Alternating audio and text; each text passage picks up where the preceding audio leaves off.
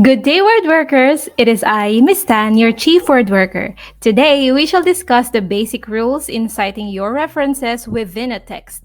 This promotes respect to another person's intellectual property and, of course, prevent you from committing plagiarism. Hence the title, Protecting the Intellectual Property. We shall use the APA 7th edition as our main reference. This is part 1 of 2 of the full lesson.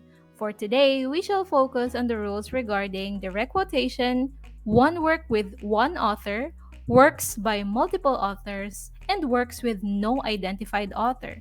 Please be reminded again that this is for in-text citation format and not for a reference list nor for a bibliography.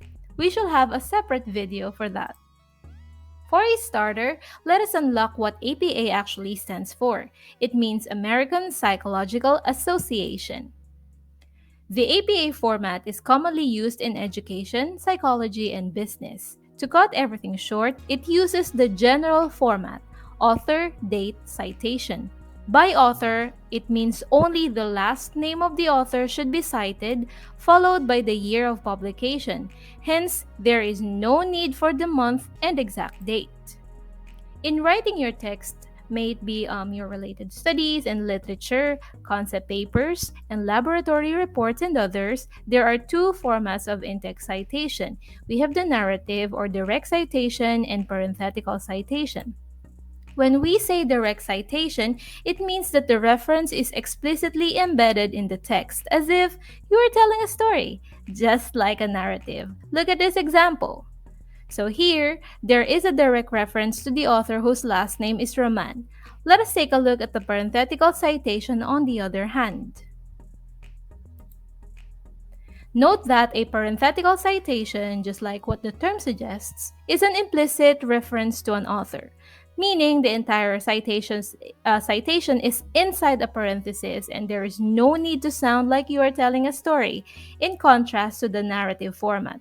So for example, this is a parenthetical citation. So the last name and the year of publication are all inside the parenthesis. So both the narrative and the parenthetical formats are acceptable. In fact, I personally recommend a mixture of the two for the purpose of variation, especially if you are writing a very tedious review of related studies. Let us now discuss the first set of rules. Some students express that they find it hard to paraphrase a certain portion of a text because they feel afraid of altering the original meaning of the author. Direct quotes are acceptable, but only to a certain extent. If you choose to retain the exact words of the author, please bear in mind the two key rules. So, rule number 1, if a direct quote is less than 40 words, incorporate it into your text and use quotation marks. This is an example of a direct quotation with a maximum of 40 words. We see here that the quoted text is enclosed in quotation marks and, of course, a narrative type of in-text citation. Also, the quoted text is infused in the paragraph.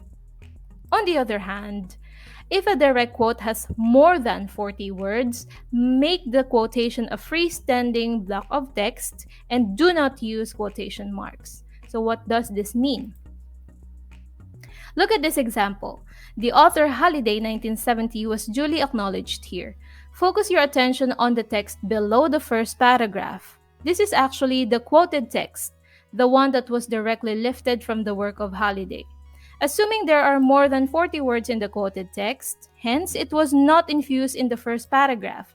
Rather, it was separated from it without quotation marks. Notice as well that it was indented, appearing as a single block of text. This is how you should cite a direct quote with more than 40 words. However, this does not mean that you are allowed to merely copy and paste anything and everything. Let me reiterate that this is only acceptable up to a certain extent. Otherwise, it will be viewed as a case of plagiarism still. Now, how do we cite a work with only one author? You see, this is the basic one. Just cite the last name of the author, a comma, and then the year of publication. So depending on the format, place your parentheses accordingly as in the following examples.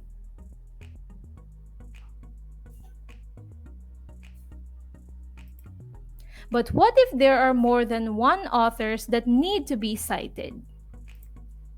So when a work has two authors, cite both names every time you reference the work in the text. Take these examples.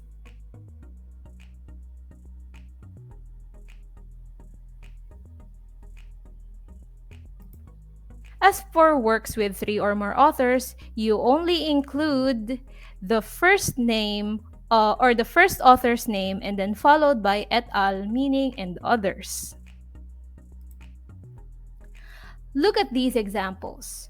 Note the correct format, okay? There is no need for a comma after the last name, and al should end with a period because it is an abbreviation for ali for masculine, alie for a feminine, or alia for neuter.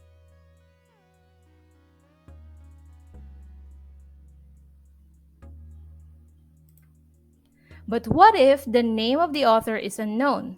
Well, you may cite the title of a text, a book, or a newspaper. Let us discuss some rules.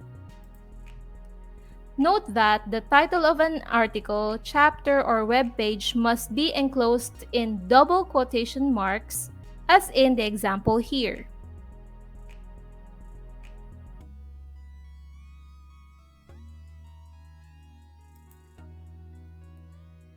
If a title is a title of a newspaper, a book, or brochure, then you must italicize it, as in this example.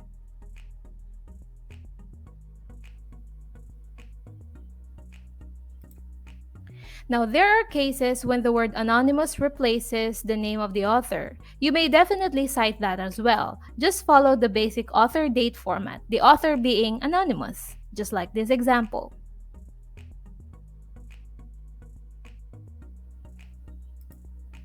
Lastly, if you are to cite legal documents such as court cases, statutes, and legislation, then follow the format as presented in the examples.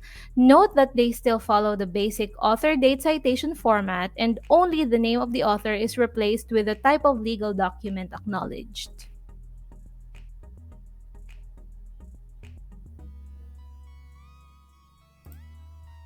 So, as a recap, for the first part of our lesson about citing references using the 7th edition of APA, we were able to identify the rules for direct quotation, one work with one author, works by multiple authors, and works with no identified author. For the second part, we will discuss the rules for the following: two or more works within the same parenthesis, two or more works by the same author or authors, specific parts of a source, classical works, and a short note on the use of ampersand. It has been a fruitful discussion with y'all. This has been Miss Dan, your chief word worker, and I will see you next time. Stay in school!